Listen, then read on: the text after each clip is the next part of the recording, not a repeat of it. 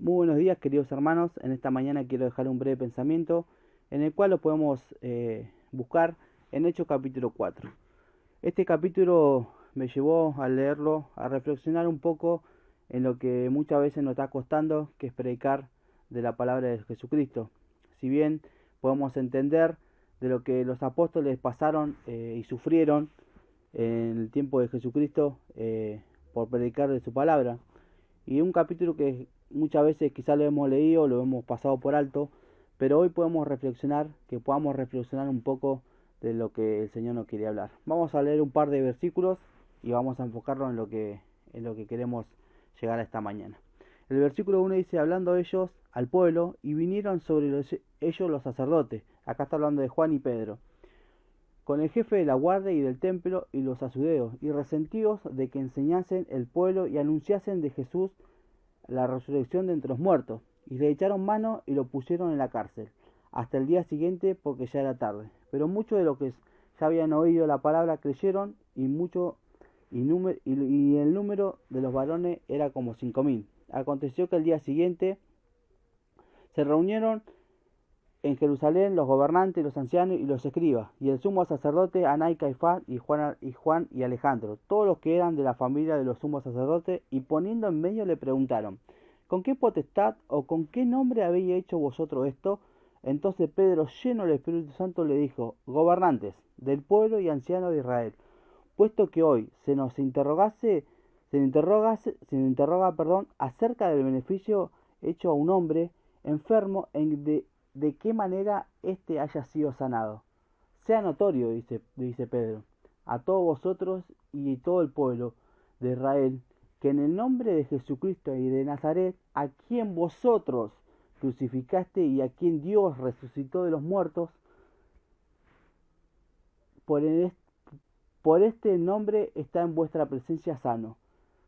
Este Jesús es la piedra reprobada, y por vosotros los edificadores, la cual ha venido a ser cabeza del ángulo. Y en ningún otro hay salvación, porque no hay otro nombre bajo el cielo dados a los hombres en que podemos ser salvos. Acá Pedro y Juan, ellos habían sido encarcelados porque venían predicando de la palabra de Cristo, y ya los sacerdotes y los escribas ya les molestaba bastante, porque el pueblo estaba creyendo, y ya la suma de los que venían creyendo ya era mucho.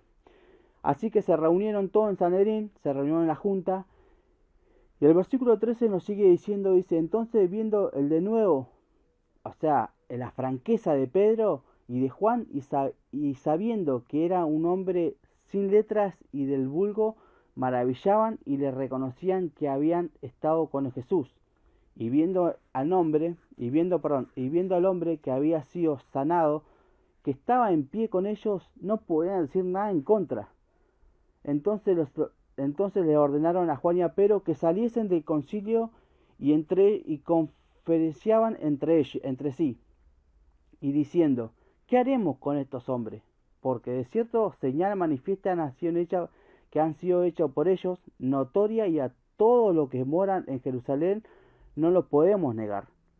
Sin embargo, para que no se divulgue más entre el pueblo, y amenacémosles para que no hablen de aquí en adelante al ángulo de este hombre. Así que acá nos lleva a hablar un poco de lo que el Señor Jesús le hace abrir la cabeza a los fariseos. O sea, no podían negar de lo que el Señor había hecho y lo que el Señor hacía. No podían negar de lo que el Señor hacía en ellos, pero sí podemos entender que el Espíritu Santo estaba siempre actuando en la franqueza de Pedro, en la franqueza de Juan. Ellos tenían algo en particular, que era predicar la palabra de Dios a pesar de lo que ellos podían sufrir. Sufrieron cárceles, sufrieron persecución, sufrieron golpes. Pero acá podemos ver que el Señor tenía algo preparado mucho mejor para ellos. Les invito a que vayamos al capítulo 5 de Hechos, y vamos a ver lo que ellos, a pesar que lo soltaron, le advirtieron que dejen de predicar el evangelio y que dejen hablar de Jesús. Pero acá ellos siguieron predicando el evangelio, siguieron hablando, siguieron contando lo que el Señor iba a hacer en sus vidas y lo que haría. Pero acá los sacerdotes se juntaron nuevamente.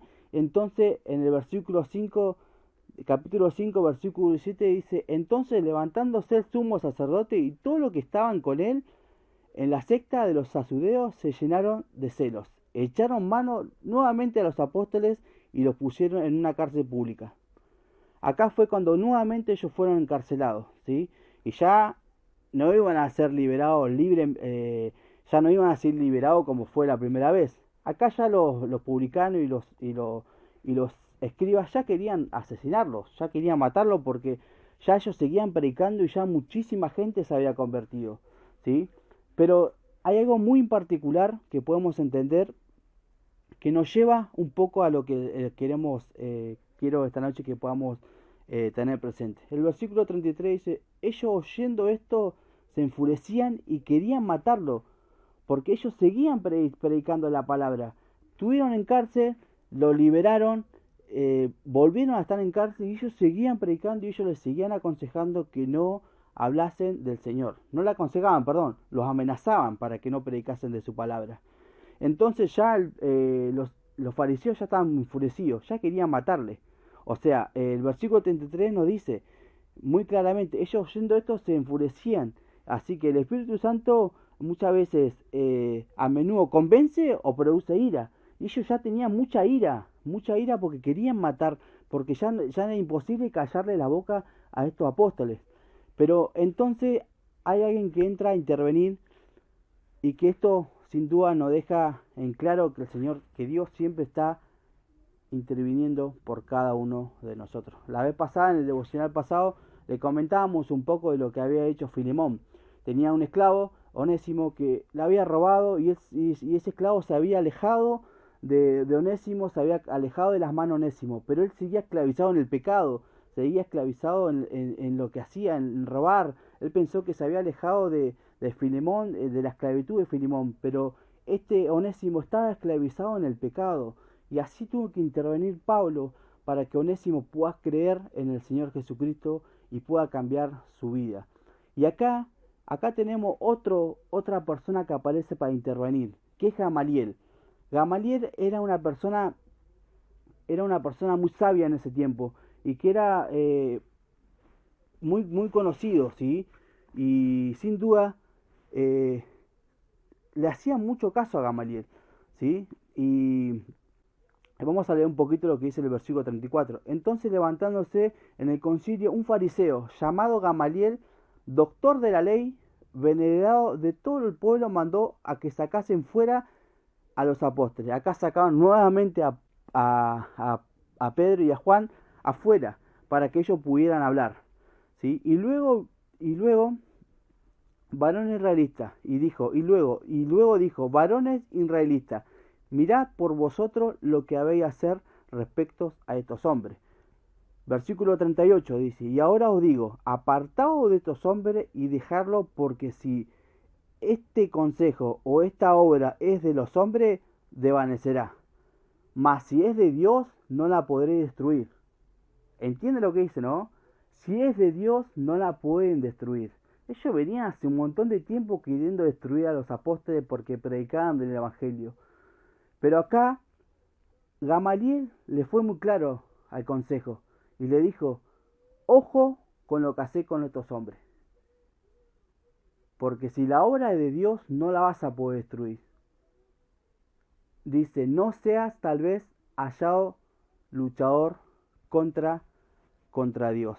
Así que así que acá los apóstoles nuevamente fueron liberados y le aconsejaron nuevamente. Vamos a seguir leyendo en el versículo 39, perdón, versículo 40. Y convinieron con él, y llamando a los apóstoles después de azotarlos, le intimaron y de que no hablasen en el nombre de Jesús, y lo pusieron en libertad. Y ellos salieron de la presencia del concilio gozoso de haber sido tenido por digno de padecer afrenta por causa del nombre. Acá venimos hacia el nombre de Jesús. Pero esta parte quedé helado al leerla, porque nos lleva a algo muy claro. Ellos, a pesar de que fueron liberados, fueron azotados. Y muchas veces nosotros enfrentamos, como hijos de Dios, enfrentamos muchas cosas que a veces nuestra fe decae y muchas veces no queremos predicar el Evangelio. Pero pensaba en lo que ellos vivieron. Acá Juan y Pedro fueron azotados. Dicen comentaristas que su piel no cicatrizaba y no dejaba de gotear sangre y ellos ya estaban predicando el Evangelio. O sea, nosotros, ¿qué podemos hacer para que tener un poquito de lo que hacía Pedro y lo que hacía Juan? Ellos fueron azotados. Dice que lo castigaron y su sangre y su piel no cicatrizaba y ellos seguían predicando el Evangelio. No importaba lo que le habían hecho y lo que lo hubiesen amenazado. Y esto nos tiene que dejar algo bien claro. El versículo 40 lo dice. Ellos lo azotaron. Ellos fueron azotados por Jesús. Pero ante todas estas persecuciones, nosotros tenemos que volver a algo muy importante. Dios envía a su Hijo, al Señor Jesucristo, para intervenir por nosotros. Así como Pablo intervino por Onésimo, hoy Gamaliel intervino por Pedro y por Juan, para que ellos no fueran asesinados, para que ellos fueran liberados y para que ellos siguieran predicando el Evangelio. Este es Jesús, hay quien intervino por nosotros para que nosotros no fuéramos condenados al infierno. Hoy podemos entender que no tenemos excusa para predicar el Evangelio. Que nuestra mente y que nuestro espíritu siempre sea digno de predicar a aquellas personas que hoy se están perdiendo sin Cristo y sin salvación. Que hoy podamos entender que la salvación fue por una sola persona, aquel que se entregó en la cruz por nosotros, y aquel fue el que intervino para que nosotros no estuviéramos en el infierno. Que podamos entender y que podamos glorificar a Dios en cada momento cuando podamos hablarle a una persona. Así como Gamaliel intervino por Pedro y por Juan, y así como Pablo intervino por Onésimo. Jesús intervino por vos y intervino por mí. Espero que sea de bendición y que podamos disfrutar de ser hijos de Dios. Y que podamos predicar día a día de aquel que dio la vida y que se entregó por completo por nosotros. Que tengan un hermoso día.